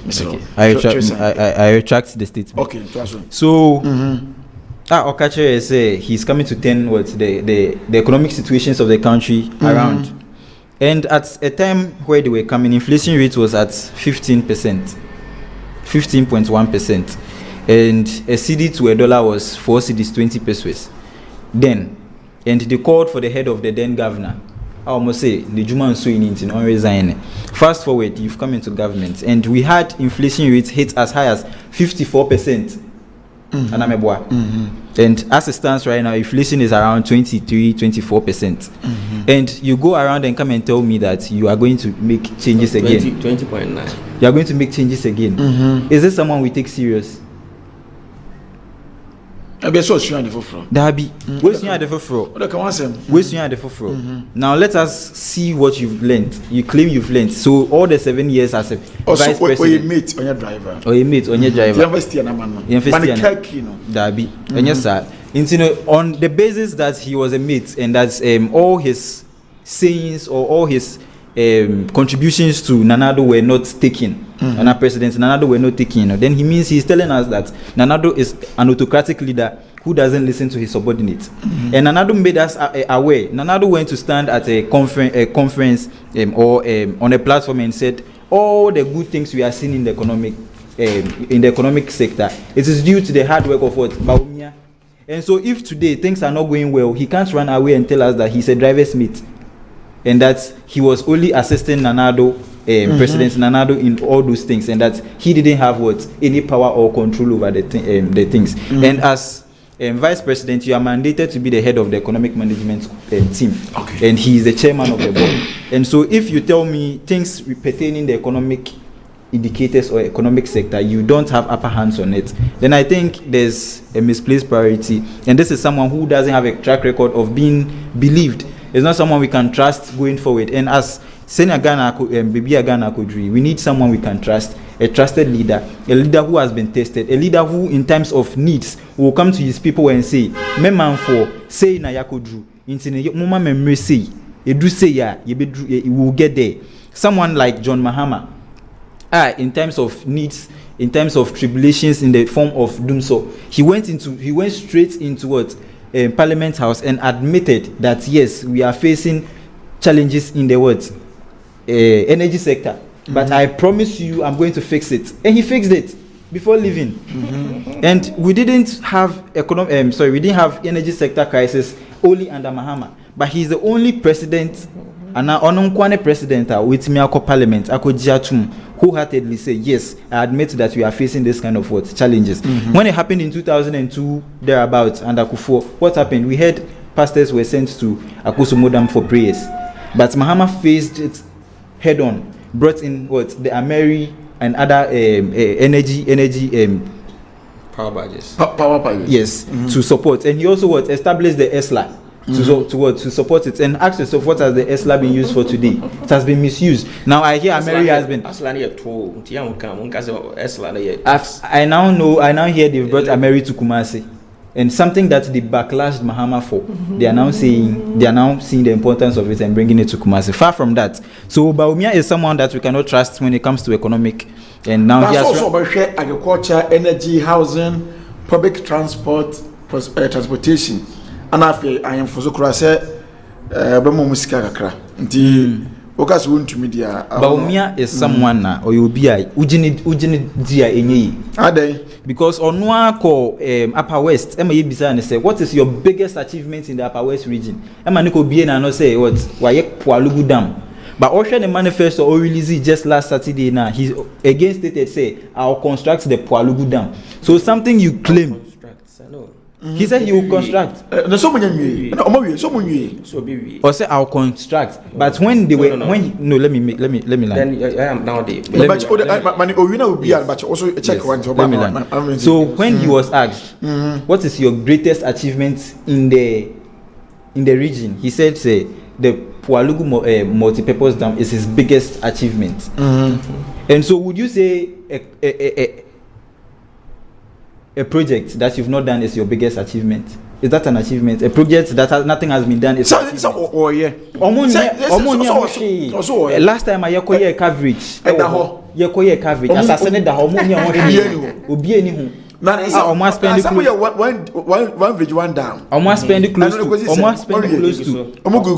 maybe in 8 years. In 8 years, mudasu guguso. In 8 years. Almost spend close to 11.6 Ghana politics. $11.6 million on Pualugu Dam. You are coming back to us to tell us that you are coming to do it.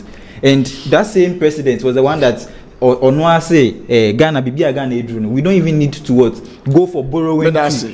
Kevin, we don't. I mean 30 seconds. We don't need to go to IMF or we don't need to borrow money for roads, and that's just road tolls will help us with construct roads. But under his government, we've borrowed so much in excess of 530 million. And is this someone we can trust? Definitely no. Okay. Trust Bawumia at your own. Mate, on the 10th June 2024, 6:52 p.m. was say the new Patriotic Party NPP flag bearer, Dr. Mahamudu Bawumia, has announced plans to introduce living allowances for traditional leaders. And I'm now Henry Simanu Adaruma. He said, and I was saying something for Nigeria deal. And more them. Says traditional leaders in my allowances. I same way or say into a bogu. By energy, any house, any public transportation, and yeah, I see. Maybe Sunday and Say you didn't come. Okay. Maybe Sunday and Baby, I make could do no crowd be Simon Maminti. My hermit time. Your time is so done. Baby, are you free bar? So what I say. 2012 by BC 2011 by BC 2012 GDP growth now 17%. So as I say. Okay. Now 17%. And now Professor Meos at Danima Mampenyin that John Mahama. Bra John Mahama is free, so 17%. No one. So, it is about 3.4%. 3.4%. And yet, Ubinya NDC for Ombeka say Mahama and I was saying nipa etwaba emano. Best Miniano, Minio Kumano. It never be a honour ya on Sheni Kakra. Isan said. Yes, inflation a cost pa. I don't even say Ghana inflation go. America you down UK you down even Cote d'Ivoire na come inflation in 1% da no. COVID time they could do 6%. You make out say. It is a Ghana. Mpo yam fan say granted say sanet ye. Obefa ade 15% and about 20.9. 15% and about 20.9. And you tell us say you already free 17. They already GDP. If it's 17, it is one. Emma de bedru 3.4 no. What's it Ghana for uncle to about Masani Pakro? Mestre Minio Kumano said, on Shannon so say answer and another about me ebebano.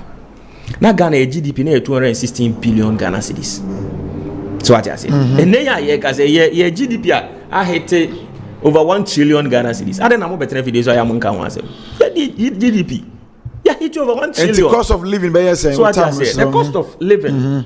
I like Dr. Mahamudu Bawumia Ajatu say, "Hunamu edin." Say for say hunamu ayedin e be dwuma say. Ya dia sabo from ya ye dwuma dia ban ye obi ani wa oben no. But hunamu ayedin e no kre. Mesrese ni kwan say Ghana for kosala ikoto ama abama a politician also a magician and was solving Ghana problem. A politician also on the dead goat or a gun flu. Until second crown wins through. A politician also in Ethiopia. These and someone Mahama can ye at the time my name was ding. Someone Mahama can at the time my name was ding. I like Dr. Mahamudu Bawumia. Yeah, TNC. Or say, said the Baya Hobehin Han ye craninti. Near my was ye been say, or my tax amnesty. Nipa noa omo ka so omo di free teachers beba omo de baye omo ka so omo di ambulance beba omo di aba omo ka so omo di drones beba omo di aba ade bia omo ka so omo be bia no one way or the other omo di omo saka aye bi e bia enye te se de Ghana pe na mom se de sika no ye di so aye bi nipa no na yanyini ni enti o say omo wa nkran adwuma bia ono mo a ontua to ontuato so what I say obi a wode ka ene ade enti so oba ade a obedi ka ye ne say ye de eto no ebeche tax amnesty ni nyina started from ground zero e ba sa ade a ena ye ajeje no ye be use the IT system and so ye be the human face obi okra na enyo no unti bi da so obi so me ball me meter one year ni ECG for cram ma home for bail remeda unti bi da Otigana ha Adam, 1 year ni fie kwa na meter na ni number. You see? So what I say? And we account to Musa. Yes, what you account to me. Yes, what or ye adwuma no enko ye. Ada what you say wo mremu say. So 6 months ECG4 amfa bela mre no mka cho say wo de ka 1 year ni ade bi twati me de omko court de. Yes, wo mremu. Ba se kan we amfo bianko court. Obi try mra na bi ho. Ba se no to we should kwanto ha no. No, the moment I o be ka say wo ko twa ne kan because of the car 1 year na 2 years. Ebi agana ni nkro hu on wonko ye go timukwa enti obekana afi o mana oji study aso betem be Mahamudu Bawumia o se ne me be boy ye ne se ye decide ye ne che wie you started from ground zero obia betua with a click you can pay your tax with a click what you feel et said ye no ultimate transfer sika e de ba from account to momo now from momo to account bibia vice versa now ultimate e de to bibi no ultimate de to ne ma wa ma no ne ade no e ya de e beboa enu nti ye ma tax amnesty a afa ye sha ase agege a Ghana betinya agege sika bebre ye di dwuma e beboa ye afa o se lo me port duties wo form nti Ghana fo ni bi fa kwati kwan so e de wo mo ne ma kofa lomi port wa bra mo ntua charge bia emma oman no so ati nti oba the charges are lomi port ni Ghana port imposa Ghana de no ma fom pa anche lomi de na ni nyina be pe enti anya wo de se wo de oniema kra be akofa wo say ye be training nipa ni bi wo hono mo ho e bia na nko pese okọ school yi wantimi anko ye be training 1 million youth in IT said ye be ye betimi aboa yen ama yakoye nim okay. This say yetimi ye we nyina waka to so say said ye budget e bia we overspend our budget enti obeboa ma ya ye emra e de akekere opanyini bia ministry bia agency bia say o budget and then o man panyin no ankasa budget a ye for the year no shouldn't go beyond 105%. So what you say shouldn't spend beyond 105%.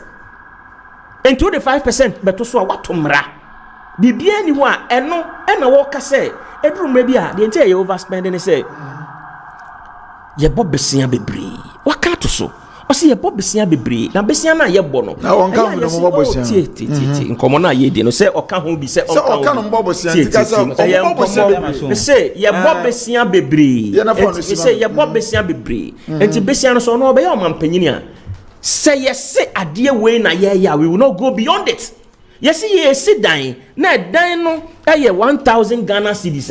It will be 1000 Ghana cedis. Any kwan say ka say yes 1000 we are ye ko see 2000 ye ko see 3000 yes kanu na ye pilot me da say the Bawumia small kan de emu ode ba say ko me say ko to me ye na do bresu na da bi o ka so dem ya to abama no da bi na no abama me chire da bi man panyina ba vice o ye vice decision ben wo Ghana constitution no kwan say no decision ye Ghana ha na do say betimi a kire wa way nyina Bawumia modin bo enti senka momodi anka ba ka say enti say o do nya say de ba de na then na do ye bibi is your cost of living your baba ye wadwuma yes say obama do kona fi 7 about 4 cedis na 2 cedis ana say ekoba say tuma na do kona ba 4 cedis na 2 cedis kan say agrek transportation energy any house all kano ye di sika ko she agrek ni mu ye ni ye na bro ni adebo e wo fom a don't you think say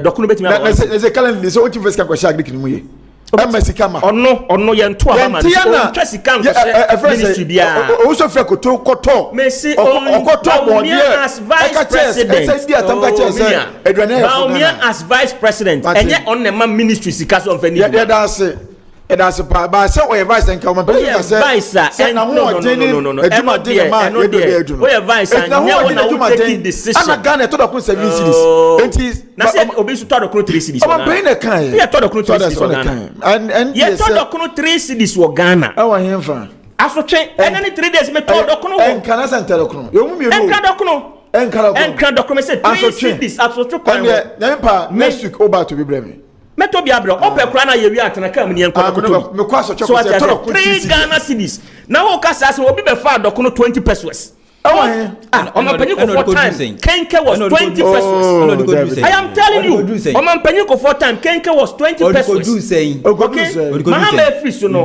Kenke near turn 1 cedi, near to 2 cedis. Now to Kenke 1 cedi percentage increase. Kenke 1 cedi, percentage increase. Increase from 20 pesos to 1 cedi. Do the calculation. Percentage increase. Do the calculation. Oh yeah, school. Oh, it's a calculation. So the rate of change. Do the calculation. Let me give you the formula. Don't worry. Let me give you the formula. Yeah. Oh yeah, statistics. Do the calculation. Kevin. Mr. Second spender yanko last topic. Minya etena has say obiena no say in 2012 president or can say obiena no Mr. or can say in 2012 you've heard they say former president Mills Ify Abayamona GDP growth rate 17%. And once again it is not 2011 you hit it 17%. Ghana has never had 17% GDP growth rate. Your highest was 11% in 2014. In 2011. And by the time, and have you forgotten? You are quick to say, in 2012, and I say all the things you were saying. Who was the head of economic management team? Who was the head of economic? John Mahama, as the vice president, you are mandated to be the head of economic management team. Yeah, they share one side. And so, if that is why he has the vice president. So let me. When you were talking, I didn't interrupt. Yes.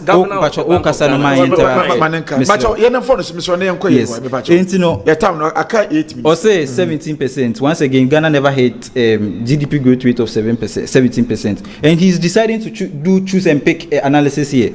You are comparing someone's growth rate and you are comparing another person's inflation rate. Osha wafa will be inflation rate. See, MPP ukita 50 cedis. It is equivalent to holding 11 cedis in the market. Oko Chrome and Ramesime Koto Kenki Amekoto Kenki Bako 7 cedis. Meto Nam 5 cedi. Meko dinum income issue. Adena emeo. So me share na Toby Kanwe. Sikano ehi. Sikana ewehefa. And so if you say John Mahama as a vice president, we had inflation rate of growth rate of 17%. Won't you give the credit to John Mahama? Why? Because he is the vice president, and as a vice president, you are mandated to be the. And currently, what is the growth rate of the country? 3.6. Yes. 3.6. Under a time where we gave you 2 extra. In a time where we gave you 2 extra gold fields, we left you with 100 million. And now, we gave you 250 million.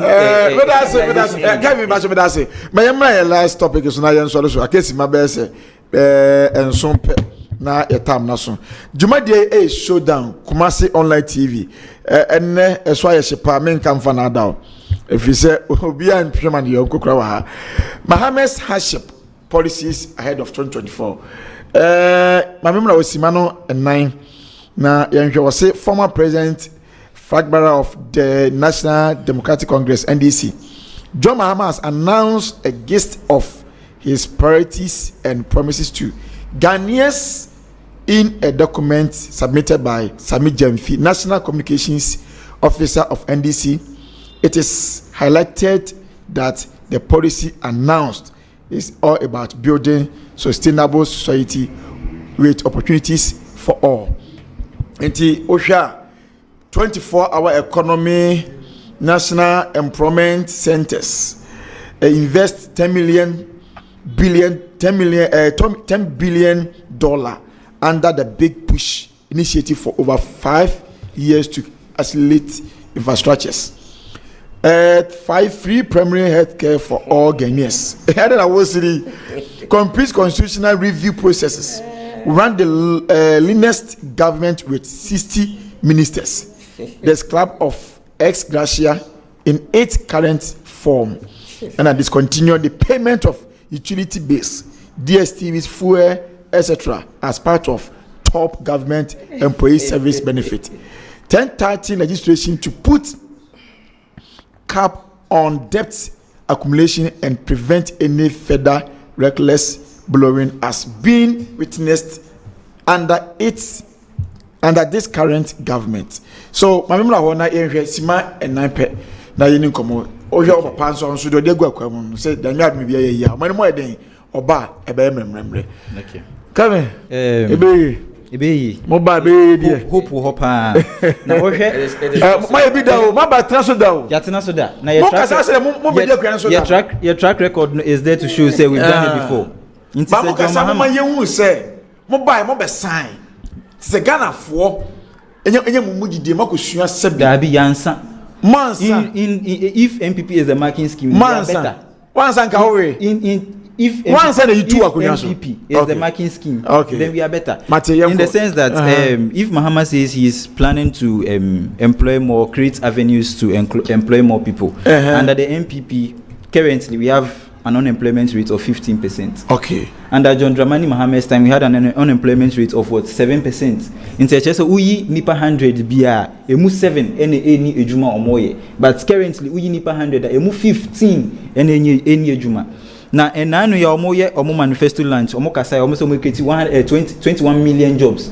Na 21 million jobs Ghana your population is saying 31 million nkra wo ma omo nye ejuma omo they are not part so omo yenya wo mo ngina ba nto mo ngina ka me okay into 21 million jobs and still Ghana yenye ejuma nye 21 million jobs so we school so me nye school enti usu adwuma ho yede so wo school mo means enti wo wi abanya adwuma ana me dwen is aka say what level say 400 aka ba so say no we me ko 400 and say oh for okay my toss enti me nwen me nko me ho me dwen me nua no mo ofie omo mo wi school 5 years omo wi school 6 years omo nye adwuma enti no ohwe all these things are Mahama kana your flagship policy 24-hour economy is going to make way for more people to be employed. Amanfo bebrebe nye ejuma aye.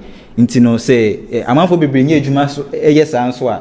That means we are going to have what more pay, more salaries, and that is going to improve what the standard of living of people.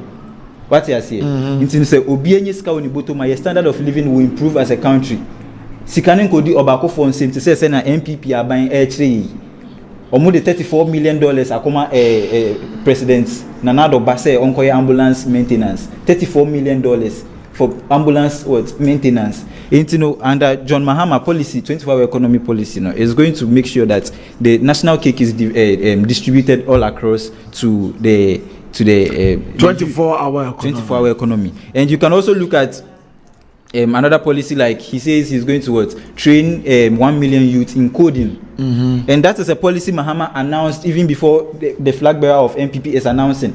As far back as 2023, John Mahama announced this policy that he is going to implement it, but some way somehow, as corrupt and as inept as MPP is, they've copied this particular policy. Then again,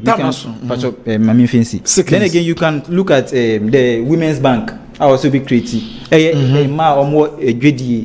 just say no more start more business. Women's Bank here, you be so asin, you be muska. I'm already akoyejuma, no interest. Me dance young from na kanema Henry man penyin dada Mahama je bi de wa atulane enema oba ba yin nti osima enan wodi una ni yenye manifesto launch kra say no say dey ba no the enra manifesto the wire na be piepie mu the wire na be piepie mu mamenti o da bia na me bisa na so obokobi meko okay the political party onti akonwa so opposition all time nyina senko obeye ne nhyehyɛ yɛsɛ enema wei na Ghana fo nyame mogidie no moto aba mamia me de beba sa political party na tena hwa entimi anye na wotwe abaya wote akodwa so eye ne de wieye no na wotwe pepepepepepe ɔsɛ me be me de so what I say enye copy and paste senye copy and paste enye copy and paste NNDC for pese omo ya die na e wo se omo tenase ya twen you see omo mpanyin dada John Dramani Mahama ensema ho kanyina na wo ho it's not as if one can be dawo waka de chense and wanya kwan na be Ghana mampanyini. The difference between Alhaji Dr. Mahamudu Bawumia policies and programs our day be manifesto any omampanyin dada John Dramani Mahama no say Omampanyin Dada Mahama 2012 upon to an okania maybe chance or bar obey. Ghana for nya ni mugidie to abama no. Ebeye otherwise. Okay. Ebra na abrante yi kan adwuma sem. Ebra omo ewie university ni other tertiary institutions. Any Ghana mabunu in general. Ebisa Mahama through the employment minister Honorable Rashid Pelpu say ye ni adwuma ye. The answer he gave and he say monko gather stones na montwitwa grass na monkyekere emu kwan ho. Omo ye emu aduru ombeto grass no. Omo esi dan mo pe abo aduru ombeto abo no.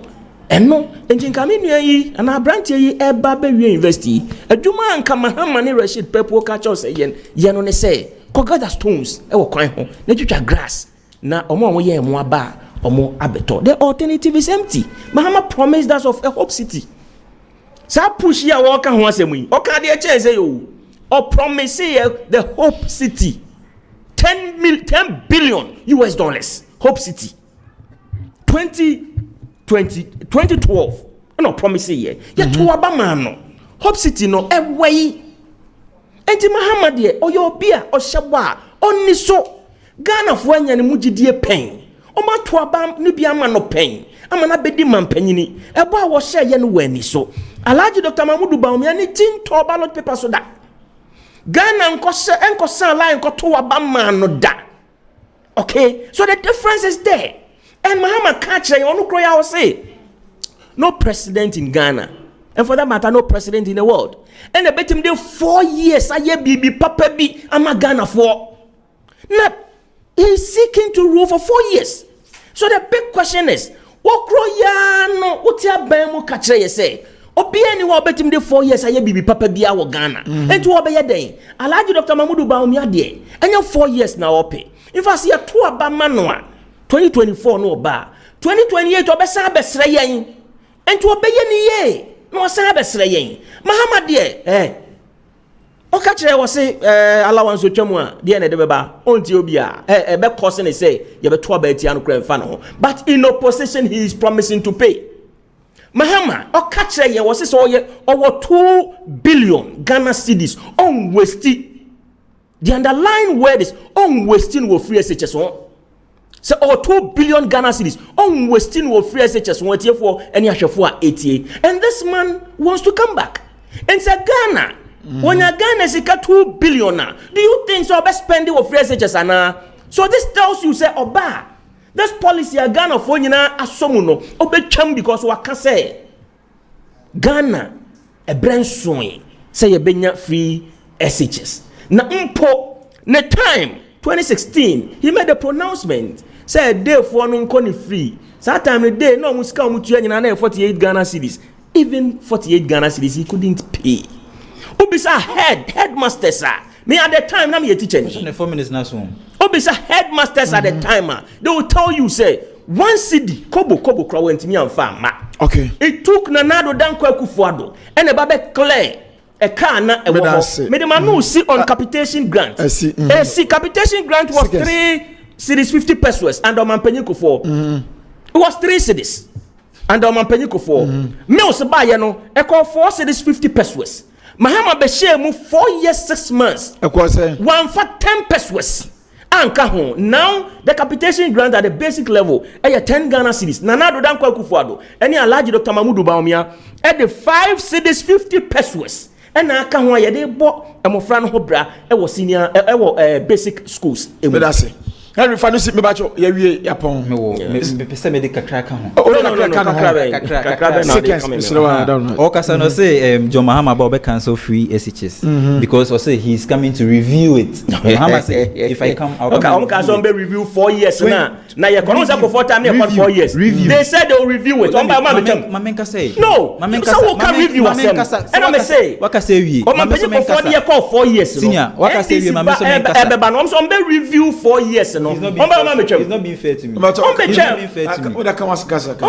Abra national health insurance buy na any national health insurance na national mutual ni eche ne se me register wo Kumasi ha se ya bet me dey access health care e wo Kumasi nko me ko tema me ntimi use NDC but almost say we'll come and what review or mobile almost on be review review no almost say I will make it what decentralized just now register ultimate Boga crowd betting you use and that's review and that's review is a cancellation that's review cancellation yampon ya will be as say munyada je na mobile yenua bema your friend no Henry Duaboatin a former youth organizer Adwoso constituency or your NPP communication team member yenua bema your friend no Kevin Dogbe Ononso so a former secretary de Martin Ken Westy.